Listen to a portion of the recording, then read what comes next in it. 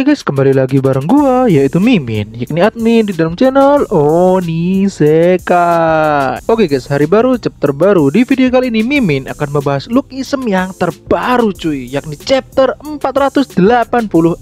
Chapter ini ada satu hal yang menarik dan juga Mimin berhasil menemukan setidaknya ada 5 poin dan 3 teori coy. Apa aja 5 poin dan 3 teori itu? Nah, kalian tonton sampai akhir, oke? Oke guys, Mimin juga mau mengucapkan terima kasih banyak kepada kalian semua cuy, kepada 1741 orang yang telah subscribe channel Mimin. Mimin ucapkan terima kasih banyak yang sebesar-besarnya, dan Mimin juga mau mengucapkan terima kasih banyak kepada kalian semua yang telah menonton dan mensupport channel Mimin cuy. Oh iya guys, sebelum ke inti video, alangkah baiknya jika kalian like video ini dan share ke teman-teman kalian, dan juga jangan lupa subscribe channel Mimin dan nyalakan notifikasinya biar seperti biasa cuy, tidak ketinggalan video terbaru dari Mimin. Oke guys, gak usah banyak basa-basi lagi, kita langsung saja ke poin yang pertama. Let's go. Oke guys, poin yang pertama. Pada awal chapter ini kita diperlihatkan sesuatu yang sangat menarik, yakni Hobin membawa wanita yang kemarin itu guys masuk ke dalam rumahnya cuy.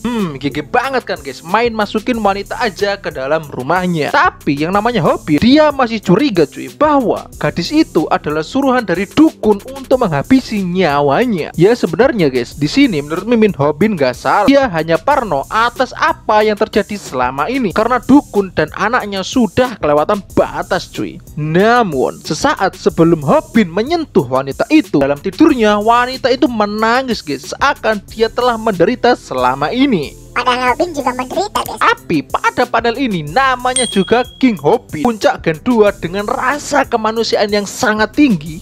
Dia membiarkan wanita itu tetap tidur di dalam rumahnya, sedangkan Hobin tidur di luar tanpa memakai baju. Tuh guys, cowok harus gitu. Dan kayak Jajang ya, baru sehari satu ruangan.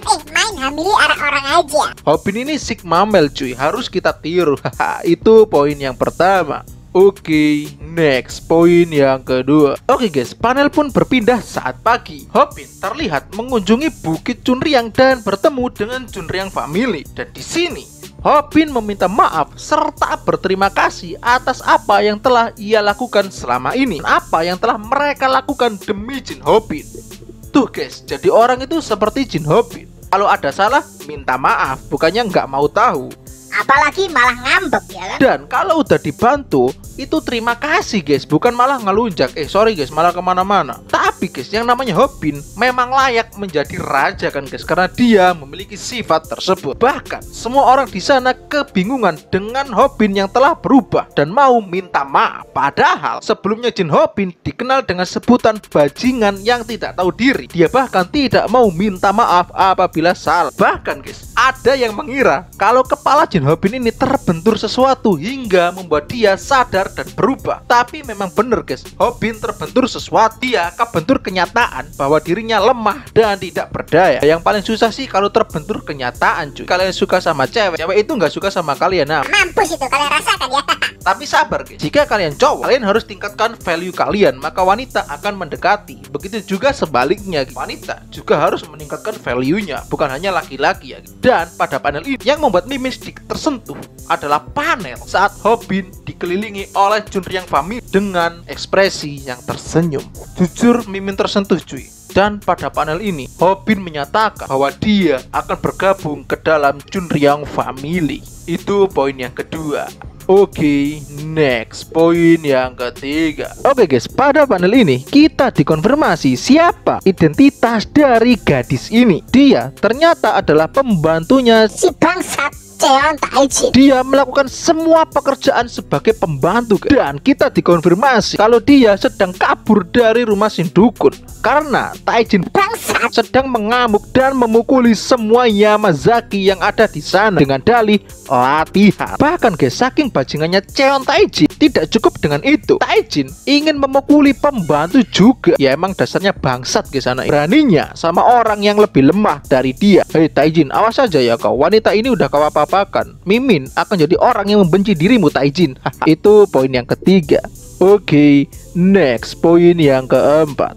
Oke guys, poin yang keempat. Setelah gadis itu diterima oleh Chunryang family, Hobin diminta untuk membawanya tinggal di rumahnya sendiri. Bahkan Seongji menetapkan apakah Hobin tidak percaya diri bisa melindungi satu perempuan. Kalimat ini sangat menusuk hati banget guys. Kita sebagai laki-laki harus bisa melindungi wanita terdekat kita. Masa udah diajak jalan malah ditampar kan dan dianiaya seperti di sosmed. Itu binatang banget. Di sini Hobin menyanggupi permintaan Seongji. Namun Hobin memiliki satu syarat, yakni dia ingin diajari Seongji mengenai bela diri, karena dia sadar bahwa dirinya masih lemah dan tidak bisa melindungi siapapun. Dan jawaban dari Seongji membuat Mimin tersentuh cuy. Seongji menyanggupi permintaan Hobin dengan tersenyum. Seongji memperingatkan Hobin agar bersiap karena yang dia ajarkan bukan wrestling biasa. Sampai di sini masih normal kan guys? Namun pada panel selanjutnya kita diperlihatkan sosok Seongji yang lainnya. Ternyata selama ini Seongji masih terintimidasi oleh keadaan masa lalunya, sehingga membuat dia harus minum obat secara rutin. Mungkin ini yang dinamakan gangguan kecemasan guys, atau gimana Mimin kurang tahu ya, atau trauma, kalian komen di bawah. Tapi ini juga menjawab kebingungan Mimin mengenai apakah Seongji tidak memiliki trauma masa lalu. Mengingat saat kecil dia diperlakukan seperti binatang dan bisa comeback stronger seperti saat ini. Mimin cukup curiga dan bener guys, ternyata Seongji tidak sekuat itu. Yang namanya trauma memang susah guys untuk dihilangkan. Dan Mimin respect sama Seongji cuy. Tapi satu hal yang Mimin notice, sejauh ini King Hobin tidak pernah diperlihatkan sesetres ini kan guys. Antara dia memang udah mentalnya baja atau udah pasrah aja sama hidupnya guys. Kalian komen di bawah ya. Oke, next poin yang kelima sekaligus poin yang terakhir. Oke cuy, puncak chapter ini panel berpindah ke padang ilalang yang terdapat Choi Dong-soo dan juga si dukun Cheon. Mereka membicarakan apakah Cheon akan menyerahkan Junryang kepada Choi Dong-soo. Dan bener kan guys kata Mimin kemarin, kalau Choi Dong-soo menginginkan Junryang, bukan tanah di Junryang. Jika kalian masih bingung, kasarannya seperti ini coy. Choi Dong-soo ingin menguasai Junryang. Bahkan dia mengancam akan membocorkan rahasia Cheon, bahwasanya Cheon adalah seorang pengkhianat negara, orang yang rela menjual negaranya ke Yamazaki. Ini adalah sifat biadab.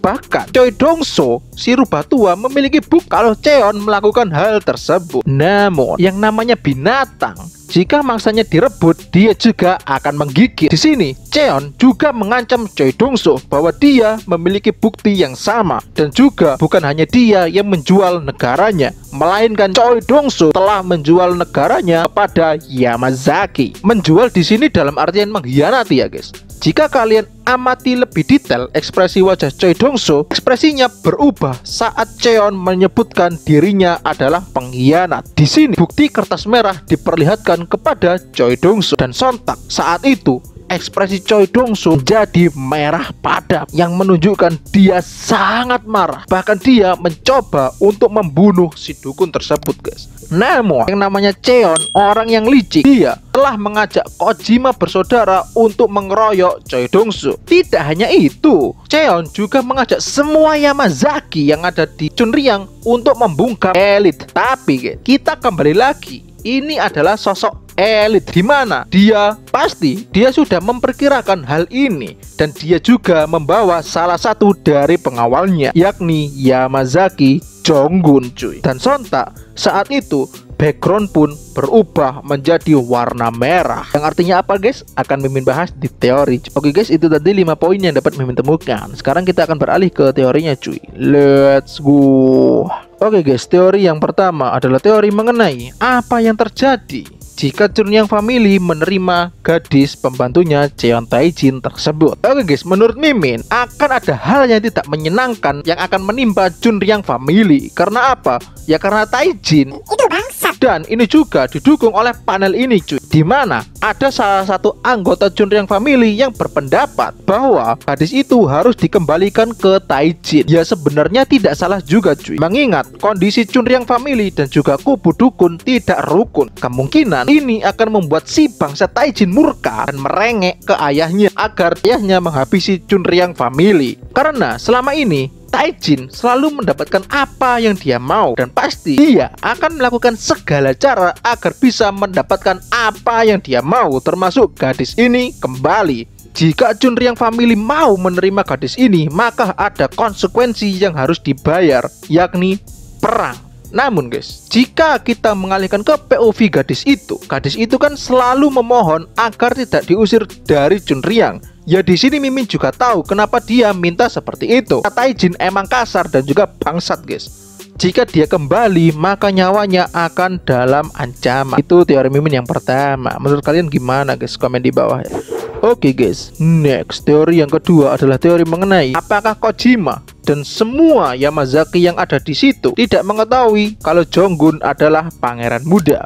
Oke guys, ini sebenarnya beralih ke pertanyaan ya, karena di sini Mimin cukup bingung cuy. Mengapa Kojima bersaudara tidak mengetahui kalau yang datang adalah Jonggun? Pada dasarnya Jonggun adalah penerus dari klan Yamazaki. Bahkan dia pernah meratakan salah satu geng di Jepang demi naiknya nama Yamazaki. Seharusnya sebagai sama-sama anggota klan Yamazaki, Kojima bersaudara mengetahui siapa Jonggun sebenarnya. Atau guys, Kojima Shigeaki sudah di sana sebelum Jonggun diputuskan menjadi penerus. Itu pertanyaan Mimin. Jika kalian ada yang tahu informasi lebih lanjut, boleh komen di bawah cuy. Jujur untuk ini Mimin masih bingung. Sebenarnya mengapa Kojima tidak mengetahui kalau Jonggun adalah pangeran mudanya Yamazaki? Komen di bawah ya guys ya. Oke, next teori yang ketiga sekaligus teori yang terakhir mengenai apa yang terjadi di chapter selanjutnya. Untuk ini cepat saja guys, karena kita bisa menebak. Background merah. Jika kalian mengikuti Lookism sejak lama, background merah sudah seringkali muncul. Dan munculnya background merah pasti disertai oleh pembantaian atau paling tidak pertarungan yang sangat luar biasa. Jadi untuk chapter selanjutnya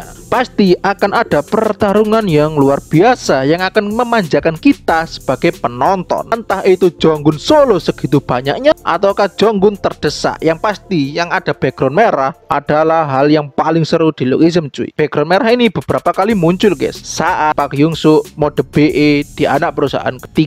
Park Hyung-soo lawan Park Hyung-soo, LG, Jonggun, banyak sekali yang sudah muncul background merah. Jadi kedepannya pasti akan ada pertarungan yang luar biasa. Namun ada satu panel yang membuat Mimin bingung. Panel ini bukannya mirip dengan panel Jonggun yang dikelilingi Aliet cuy. Mimin jadi bingung cuy, panel ini tidak pernah terjadi atau bagaimana? Menurut kalian gimana guys? Komen di bawah ya. Oke guys, itu tadi 5 poin dan 3 teori yang dapat Mimin temukan di dalam Lookism chapter 486.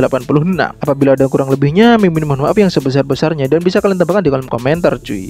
Oke guys, jika kalian suka dengan video ini, boleh kalian like dan share ke teman-teman kalian dan jangan lupa subscribe channel Mimin. Oke guys, see you in the next video. Bye bye bro. Jangan lupa guys, kita teorikan apakah Hobin bisa mengalahkan Jonggun cuy. Oke guys, komen di bawah ya. See you.